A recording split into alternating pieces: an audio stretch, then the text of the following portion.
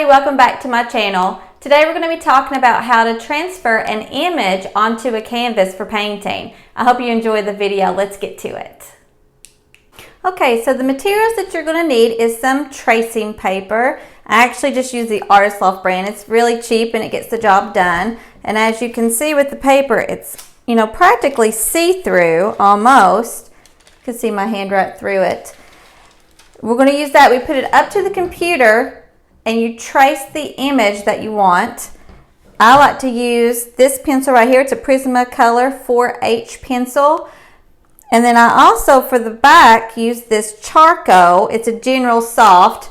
Can't tell the brand anymore because it's almost completely gone. But that's what I use to actually put on the back of the tracing paper after I get the image sketched on. So after you sketch the image, this right here is actually of a bulldog. It's so big I had to tape 2 pieces of tracing paper. But as you can see, I have the image here traced on with this Prismacolor pencil that I use. It's just a regular graphite pencil. And then, so on the back you can see that I have charcoal, and that's where I used this General's pencil, and I rubbed it all over the back of the image. And I rubbed it all over the back of the image. The next step is to actually take your canvas and then you will lay your image on top of the canvas, place it however you want to, and then you are simply just going to trace over the lines again and it will transfer it onto your canvas. So I'm going to speed up this part.